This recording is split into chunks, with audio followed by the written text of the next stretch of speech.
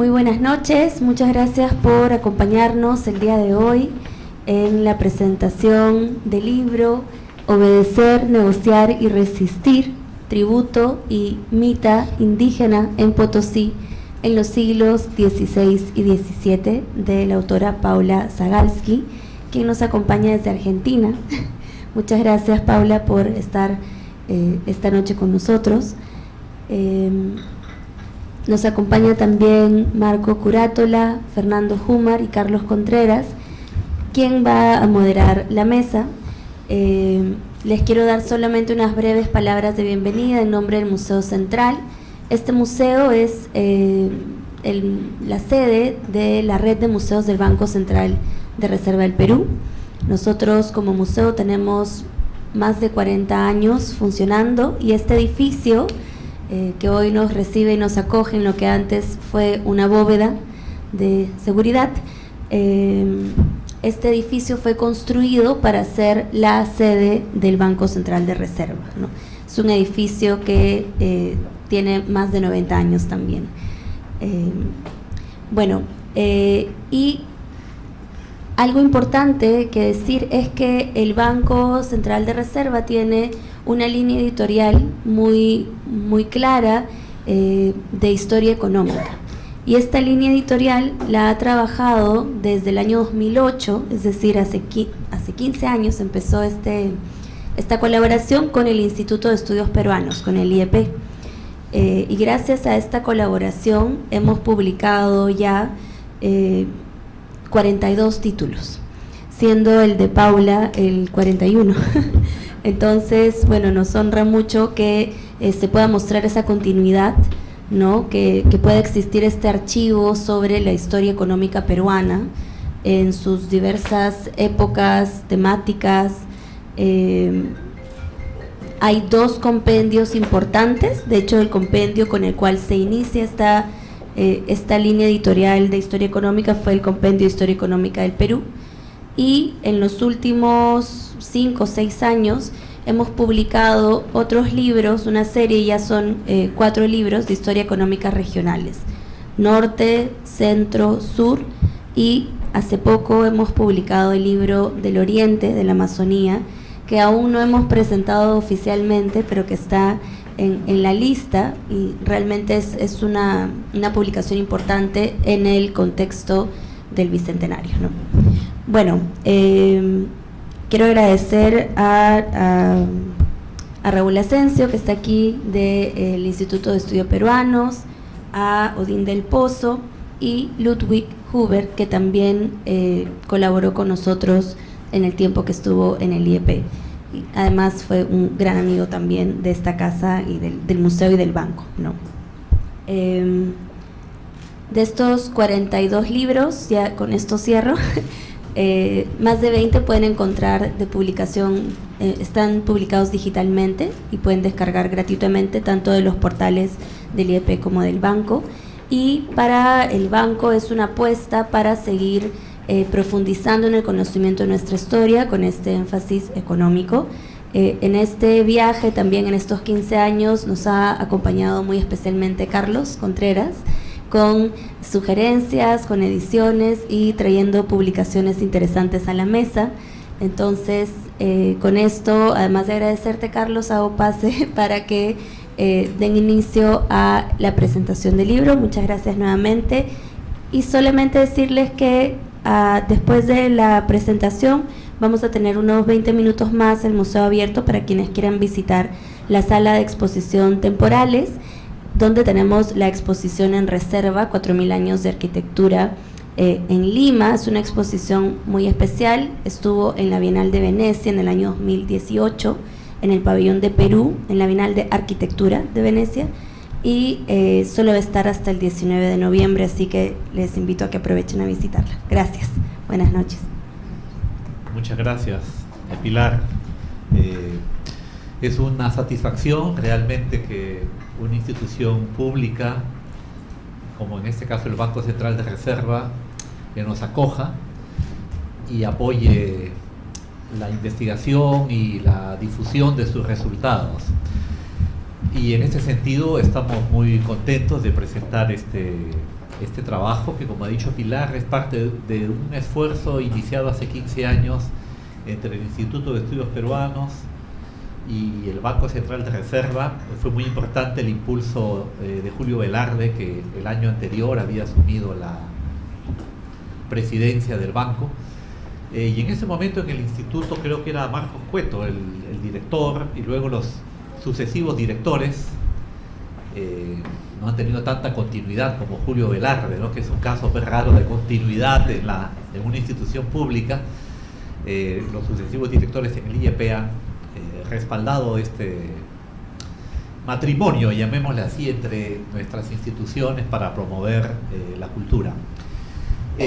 Querría añadir solamente a lo dicho por Pilar que en nuestra búsqueda de la difusión de nuestro pasado económico nos hemos remontado a épocas prehispánicas incluso, y hemos incorporado territorios que pertenecieron en cierta forma al antiguo Perú, ¿no? Claro, cuando nace el Perú es un tema pues casi filosófico, ¿no? Planteárselo ahora, pero por ejemplo el libro de Paula se refiere a la minería en Potosí, el Alto Perú, que hoy día es parte de la hermana República de Bolivia, pero que es indesligable de nuestro pasado, ¿no? Y lo mismo pasa con otros periodos de la historia peruana. Y también hemos acogido a investigadores de diversa procedencia, de diversos continentes, con la idea de poner a disposición del público académico y nuestros estudiantes los productos más acabados del conocimiento. Dicho esto, voy a presentar a los comentaristas de esta noche, el doctor Fernando Jumar y el doctor Marco Curátola, que van a comentar en ese orden el libro, y luego de ello Paula Zagalski dará también sus comentarios e impresiones y la historia de cómo se llegó a esta publicación. Entonces presento brevemente al doctor Fernando Jumar, un colega argentino que se doctoró en París, en la Escuela de Altos Estudios, bajo la dirección de prestigiosos profesores como Aymar y Romano. Nos hemos encontrado en varios congresos de historia económica y compartimos con él muchos intereses comunes sobre la historia del periodo colonial tardío especialmente. Él es profesor en la Universidad Nacional 3 de Febrero, cerca de Buenos Aires, en Caseros, ¿no? Si no me equivoco, y ha visitado ya varias veces el Perú y es un conocedor del periodo colonial. Entonces te vamos a dar, igual que los demás, 15 minutos, Fernando, para tu presentación. Muy bien, buenas noches. Qué linda cosa es celebrar la publicación de un libro, realmente, y más cuando es un buen libro, todavía más. Agradezco, ¿no?, al doctor Contreras la invitación a comentar este libro que escapa totalmente a mi área de especialidad, justamente su trabajo siglo XVIII tardío, pero que realmente me produjo placer la lectura en general, desde la primera página al final. Es un libro que me lo leí en una sentada, realmente, como se dice. Pero dije, ¿cómo voy a presentar esto? Que yo para el momento de la transición del Tahuantinsuyo a la dominación española, la he estudiado, pero nunca la he enseñado siquiera. Entonces pensé que la presentación que puedo hacer, o la lectura que puedo hacer, es como docente, por mi práctica docente. La pregunta es, ¿para qué me puede servir este libro? ¿Para qué puede servir este libro en el aula? Porque ¿qué necesité yo saber del trabajo en las minas o la forma de la producción de la plata?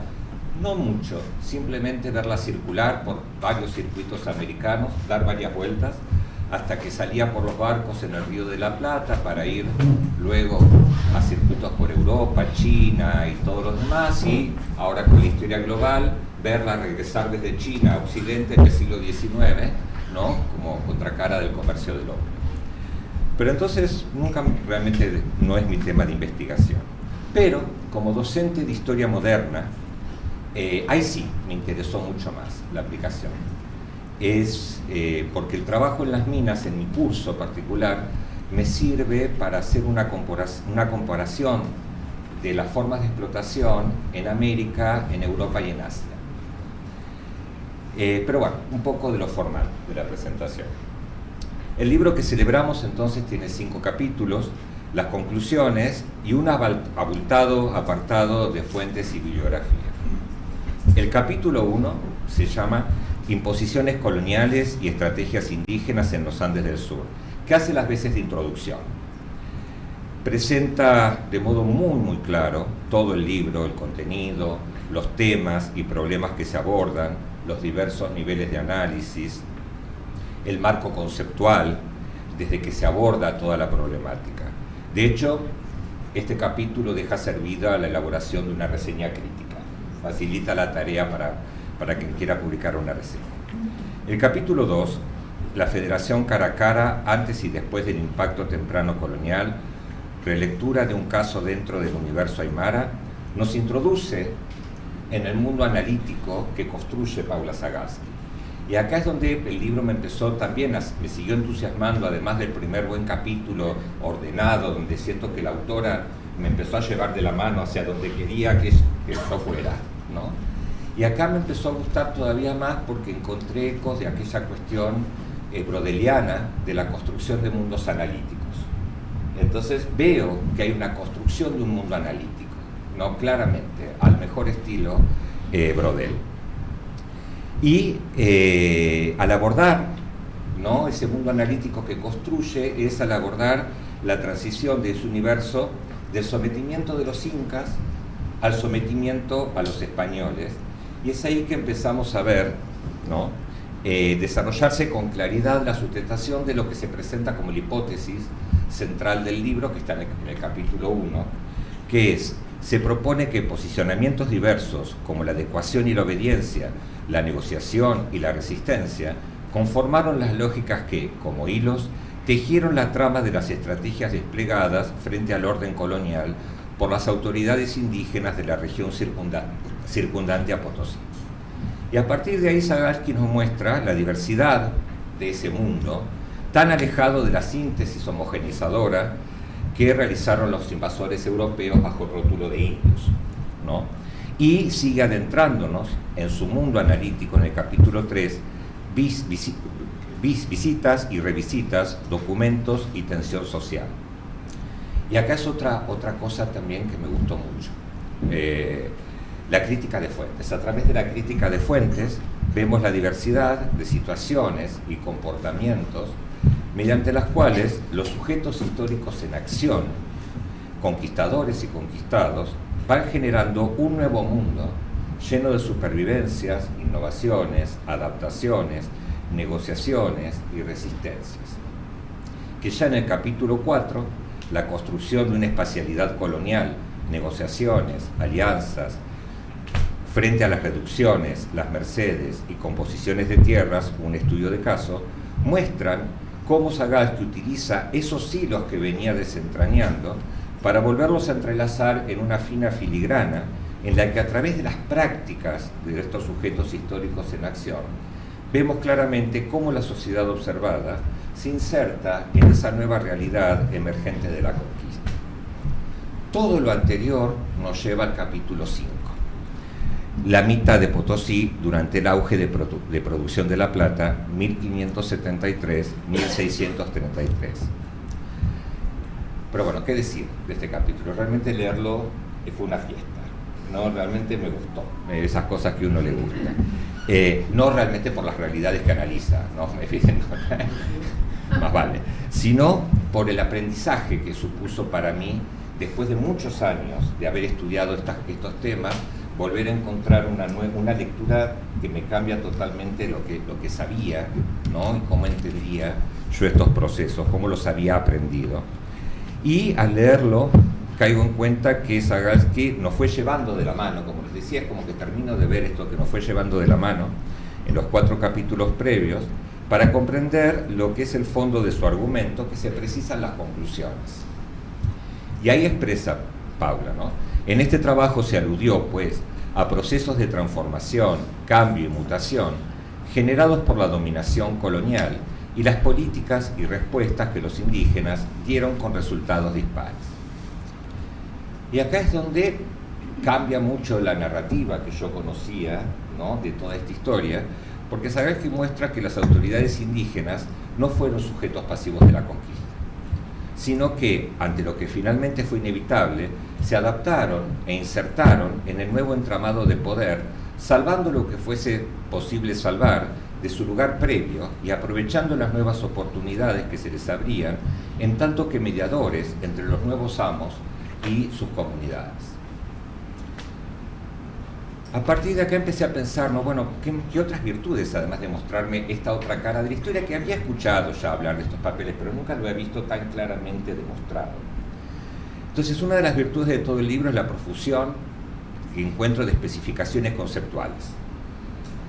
Algunas tal vez son obvias para quienes participan de este universo de discusión, pero que resultan ser esenciales para un público más amplio del que formo parte. Paula Zagajki pensó en nosotros y no deja librado ningún concepto a la intuición del lector. Y más de una vez me encontré diciendo, mira, Borche, esto... realmente, mira, Borche, algo que yo tenía una comprensión banal de ciertos conceptos, qué sé yo, grupo étnico, que vamos a discutir. Y no, hay que y volver a discutir y nuevas explicaciones de conceptos, ¿no?, el estado actual. Pero todo eso es esta cuestión que yo digo que nos iba llevando de la mano, ¿no?, porque para que a donde ella nos quería llevar. Y eso por un lado, ¿no?, es bueno. Los mapas ayudan muchísimo a este público más amplio, porque ubicarme en ese pequeño espacio geográfico, en el gran espacio geográfico, las tablas son claras. ¿Querés pruebas? Acá las tenés, ¿no? Es esa cuestión.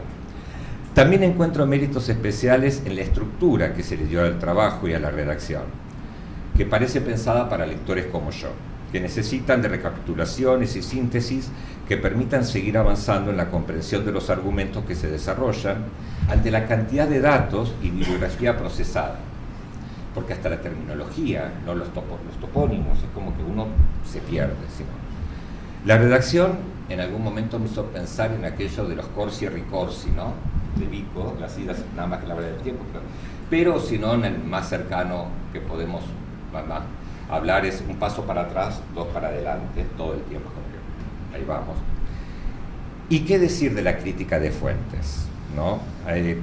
Con respecto a eso, lo que veo es la aplicación de la pura y santa doctrina metodológica, ¿no? Totalmente hubieses pasado por el tribunal del Santo Oficio de la Metodología, que me compele a aceptar el modo en que los documentos se convirtieron en fuentes y el entramado explicativo construido con esas fuentes.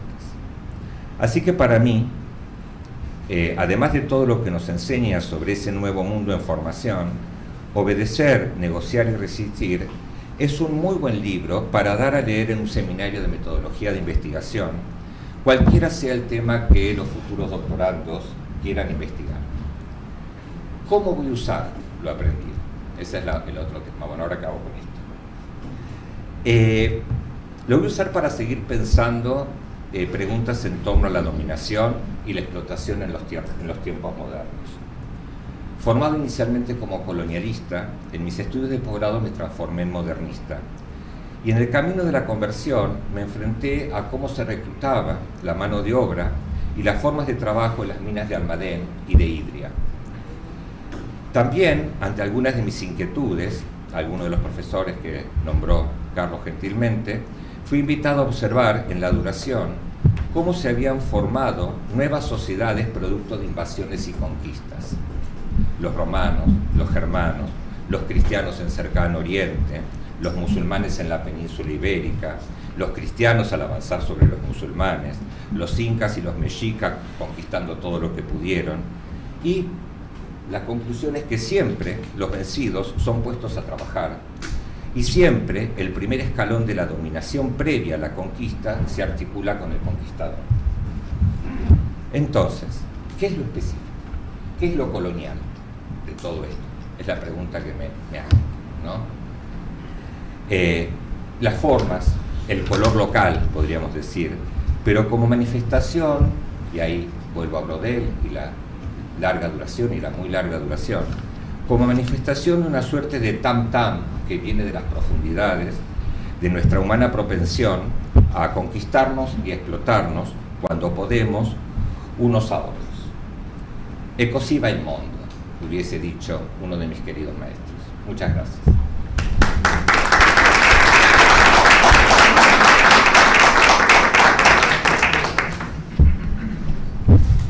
Muchas gracias, Fernando, por tu excelente reseña. Vamos a escuchar ahora los comentarios del doctor Marco Curátola, quien obtuvo este grado académico en etnología en la Universidad de Génova y también obtuvo una maestría en antropología por la Pontificia Universidad Católica del Perú, donde es profesor principal en la Facultad de Letras y Ciencias Humanas en este momento.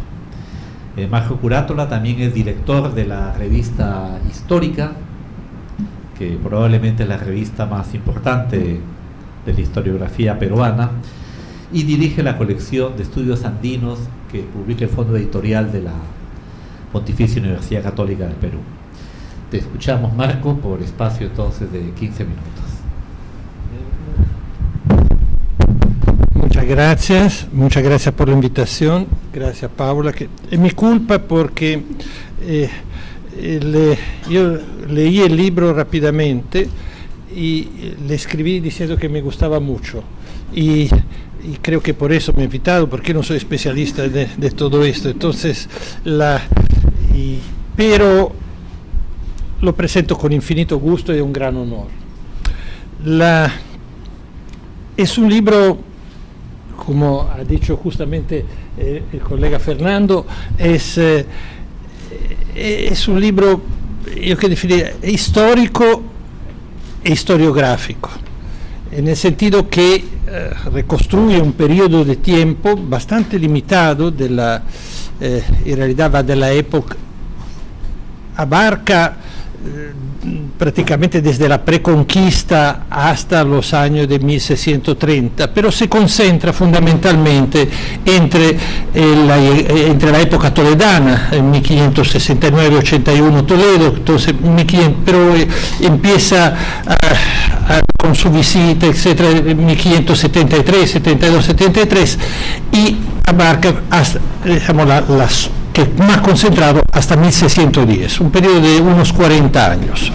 Y espacialmente el libro, que naturalmente abarca un área grande que va del nudo del Vilcanota a los límites con Argentina, pero está concentrado en un área que la confederación, que era la que se ha llamado la Confederación Cara a Cara, y dentro de esta confederación la mitad Urinsaya o Caqui, que es y dentro de esta mitad en un grupo en particular que es el más numeroso, que es lo Vicisa.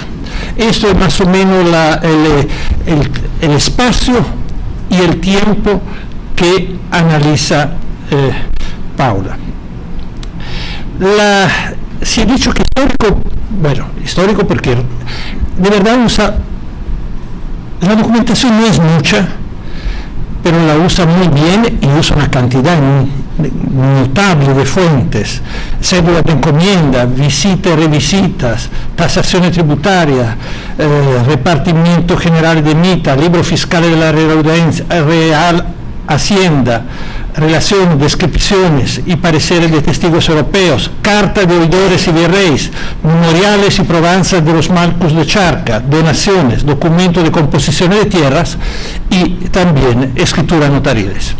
Entonces hay una es una obra muy extraordinariamente bien documentada por una zona que además no hay mucha documentación. Yo pensaba mientras leía, y cada fuente sobre esta área, sobre todo reducida, estamos hablando de la Confederación Caracara y sobre todo de la mitad Uruguaya, explota la fuente en una forma maravillosa. Debo decir que yo sí empecé a disfrutar el libro cuando empezó a ver el libro de la cédula de encomienda de Pizarro, de Francisco Pizarro a su hermano Gonzalo Pizarro. Es una cédula de encomienda, los datos son más o menos relativos, no hay que... pero toda la pregunta que se pone, cómo la analiza, los datos que sacas, busca de ver cómo podía ser antes, porque finalmente esa evaluación es para nosotros, no para los arqueólogos, pero para nosotros, hablo historiadores, con papeles y con nombres, surgen ahí, en esta cédula. Antes no había noticia de esto, sencillamente de estos grupos. Entonces, realmente hace una arqueología de las posibilidades, cómo analiza estos documentos a fondo, cuáles son las fuentes que puede haber tenido Pizarro para hacer esta cédula de encomienda. Y de ahí se pregunta también los nombres si son los nombres que se dan, ¿eran grupos étnicos o eran lugares? Y después surgen los grupos étnicos. Es un proceso de etnogénesis. Son preguntas y preguntas, algunas contestan muy bien, sobre otras nos da pistas, sobre otras quedan interrogantes. Pero yo sí creo que para la zona es una obra fundacional. Y personalmente creo que no hay, y además se sigue el proceso, lo sigue con una atención extraordinaria de puntos. Por ejemplo, naturalmente hay una la llaman balcanización, no está mal el término, es decir, en 1548 empieza una división, mientras primero lo da Gonzalo Pizarro y después empieza una serie de encomiendas a repartirse. Entonces hay toda una serie, y después en 1560 llegan los corregimientos, y después en 1570 las reducciones. Entonces el territorio se va fraccionando, se van creando grupos. Se pregunta esto, pero eran antes o no han venido después, se han formado. Entonces hay respuestas bastante probables, otras, y usa también, quiero decir, además histórico, porque construye historia, historiográfico, porque nos enseña, o por lo menos me enseña, cómo se puede explotar al máximo ciertas fuentes que de verdad yo lo veía bastante difícil de poder, y lo usa de una manera fabulosa.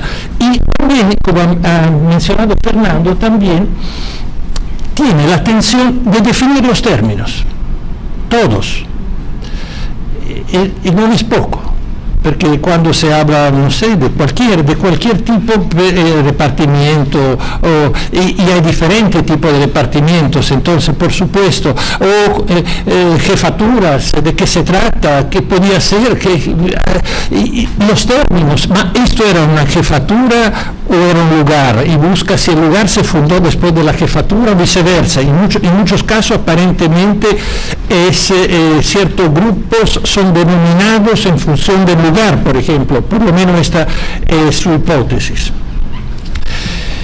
Y después, con las reducciones toledanas, que naturalmente son una transformación. Seguimos esta población con las reducciones toledanas y la subsiguiente, que naturalmente la subsiguiente composición de tierras, porque evidentemente cuando reduce se liberan territorios que inmediatamente los españoles.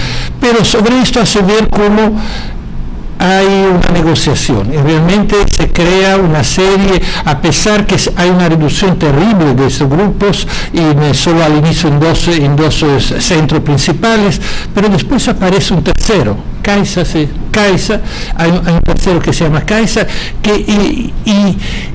y este centro, pero me parece una reducción muy poco reducida, porque en realidad la población es más esparcida, parece que van un periodo, van en fiesta, pero no es tan claro. Es decir, hay todo un proceso que las reducciones no es un proceso que solo viene de arriba hacia abajo, sino hay un margen de negociación y de agencia, sería el término quizá más apropiado de agencia, no sé si resistencia, pero sí agencia, es decir, de toda manera los grupos tienen que, hasta llegan en sus formas de agencia o resistencia a donar ciertas tierras a los jesuitas, porque así ven en los jesuitas unos poderosos aliados contra eventualmente los encomenderos, contra la corona, etc., como casi una protección, porque uno de los motivos por el cual naturalmente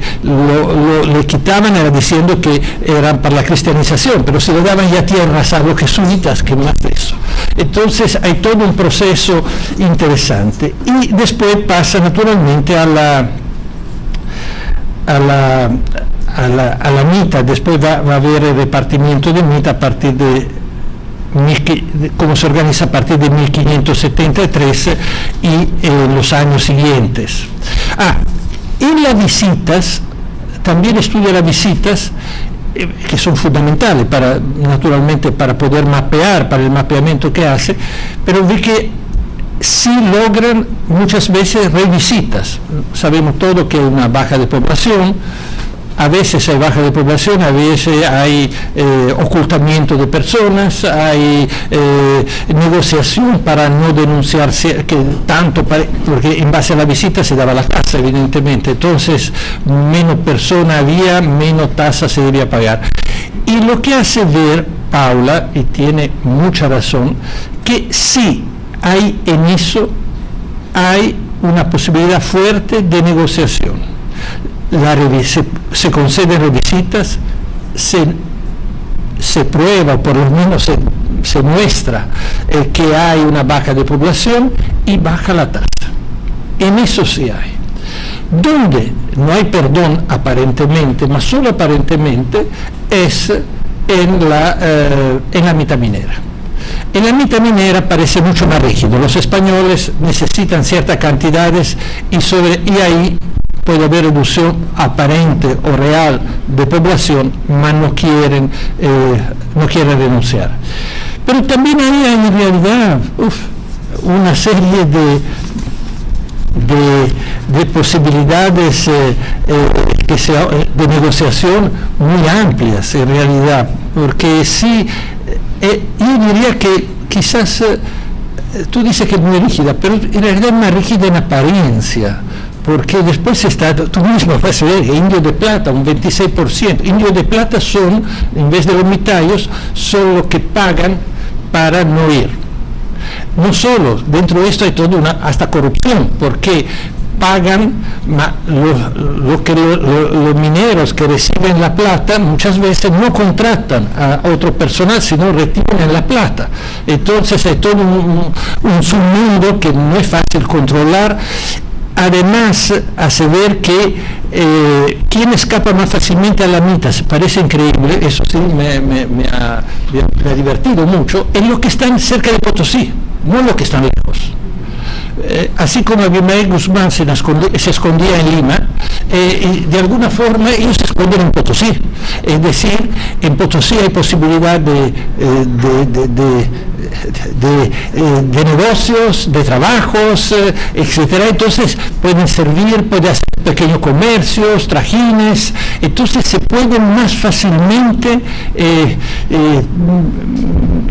entretejer con la realidad local respecto a provincia más alejada, en lo cual evidentemente la obligación de la mitad recae con mucha más fuerza, cosa que hubiese pensado exactamente al revés, pero tú lo demuestras esto de manera absolutamente fehaciente. Te convencí. Sí, totalmente. Entonces, ellas se mueve, el libro se mueve a un nivel. El nivel es el nivel lo que podemos llamar cacique, malcus, autoridades indígenas, y lo dice muy claramente, porque lo más va, y eso es el tema que le interesa, cómo esas autoridades negocian a nivel de visitas, de revisitas, de tasas, también de territorio, de construcción del territorio. Es decir, hay todo hace ver cómo se van reajustando, pierden territorio, pero a veces se expanden también hasta hacia, no sabemos si era de forma prehispánica o no, pero de todas maneras se expanden hacia los territorios chiriguanos, hasta estos visibles. Entonces es toda una construcción, la verdad que uno, y cada vez interroga las fuentes, no hace preguntas, se hace preguntas, ¿está vacío, será así? Es decir, nos hace pensar, es un libro que no solo da, por eso lo he dicho historiográfico, porque no es solo una reconstrucción histórica con la fuente que hay, creo que más allá en este momento es bien difícil ir para esa zona, para estos grupos, pero nos interroga y nos plantea nuevos desafíos para repensar, para pensar, y no estar quizá eventualmente de acuerdo con todo, con todas las conclusiones, porque es un libro que en muchos puntos se abre. El eje quizá, y con esto cierro, el punto, pero uno de los puntos que muestra y sobre que insiste, cosa que hasta es la rigidez del sistema de Mita, que pero ella misma finalmente me muestra que no es tan rígido, por lo menos hay muchos resquicios en los cuales uno finalmente se mueve en la población, y la negociación posible que se da al revés con las reducciones y con las encomiendas, etcétera, que sí hay, y con el territorio, que sí, donde hay una posibilidad de parte de la población local de tratar de negociar, de buscar arreglos y recuperar terreno donde es posible, y crear alianzas con sectores de los españoles, es decir, una capacidad de protagonismo que era, digamos, evidente que debe haber habido, pero una cosa es pensar si debe haber habido agencia, no es posible que no haya habido, y otra cosa es con los documentos a la mano, punto por punto, ver exactamente dónde han podido accionar y qué cosa han podido hacer. De verdad es un libro riquísimo.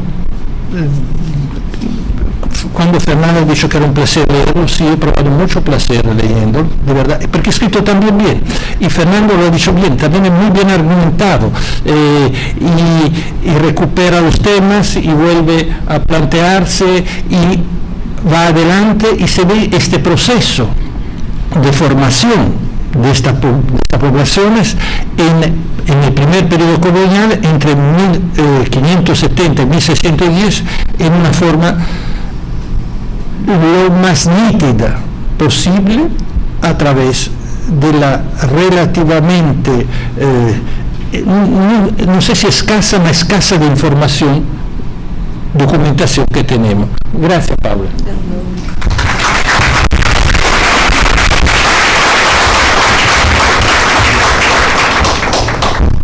Gracias, Marco. Escucharemos ahora a la protagonista principal de esta noche, Paula Zagalski, quien es historiadora con doctorado en la Universidad de Buenos Aires. Precisamente su tesis de doctorado es la base de este libro. Es también investigadora del CONICET, que es el equivalente del CONICITEC acá, un organismo estatal que apoya la investigación y a los docentes universitarios. Actualmente profesora en la Universidad de Buenos Aires, y recientemente publicó junto con Rosana Barragán un libro titulado Potosí in the Global Silver Age, que pronto estará traducido al castellano, me ha comentado Paula por la editorial argentina Prometeo. Paula, estamos ansiosos de escucharte entonces tu mensaje y tus impresiones sobre este logro. Bueno, buenas noches a todos y todas. Es un gusto estar acá. Les agradezco la presencia. A los comentaristas, más que agradecer, estoy como honrada con todo lo que han dicho. Y un agradecimiento especial a Carlos Contreras, que allá por 2012 me escuchó en un congreso de clave de Historia Económica en Bariloche y me preguntó si había publicado mi tesis, y un poco me traccionó. Me entusiasmó, me esperó, me tuvo paciencia. A veces no es fácil transformar una tesis en libro, es todo un trabajo volver a la tesis. La tesis es producto, también hablaba Carlos al principio, de esta institución pública. Mi doctorado y toda mi formación es gracias a la universidad pública y las instituciones estatales que apoyan el conocimiento y la creación de conocimiento y la investigación. Y en ese sentido no hubiera sido posible hacer esta investigación sin una beca del CONICET, que es fruto de políticas estatales, ¿no? De los últimos 20 años. Así que estoy sumamente emocionada y agradecida, agradecida a tantos colegas que veo acá en la sala también y al público que se acercó, se interesó, así que para mí es un honor esta noche realmente. Y esta tesis y este libro es producto de un trabajo individual, pero el trabajo de investigación jamás es individual, ¿no? Es colectivo, se teje red, sin red no hay investigación posible. Así que, digamos, rescato muchísimo eso, mi interés. Habrán notado, sobre todo con la última intervención del profesor Marco, que podríamos incluir un verbo más en el título, que es persistir, porque lo que hice un poco fue persistir, porque en general estos estudios sobre grupos étnicos, jefaturas en la historia, en esta juntura, en este momento de quiebre, de cambio, de transformación, de reestructuración, marcado por la llegada de los hispanos al continente americano, en general se centra en documentación que permite en los últimos 20, 30, 40 años, en documentación que permite acceder de manera más o menos directa a las voces de los sujetos conquistados, al menos de los sectores de élite, ¿no? A través de testamentos, probanzas de méritos y servicios. Bueno, yo estaba un poco obsesionada con esta región y con estos grupos porque Potosí estaba ahí, ¿no? Potosí era de ellos. Pero me encontré con silencios y con ausencia de cierto tipo de documentación que a veces se requiere y se piensa como básico para realizar una investigación. Y soy un poco tosuda. Y entonces persistí y a través de otros documentos, todo lo que tuve a la mano, le traté de sacar el máximo jugo posible. Y bueno, un poco ese es el resultado de esta obra. Así que agradecer muchísimo al Instituto de Estudios Peruanos y al Fondo Editorial del Banco Central de Reserva del Perú, por supuesto. Para mí es un honor tener el texto publicado por ellos, así que agradezco enormemente a todos y todas. Muchas, muchas gracias.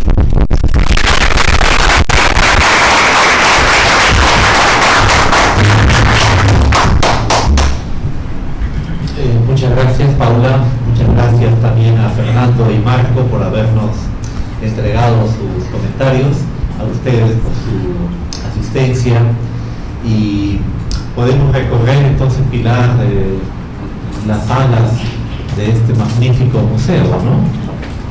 Bueno, ¿Qué formato para que firme y Sí, por supuesto.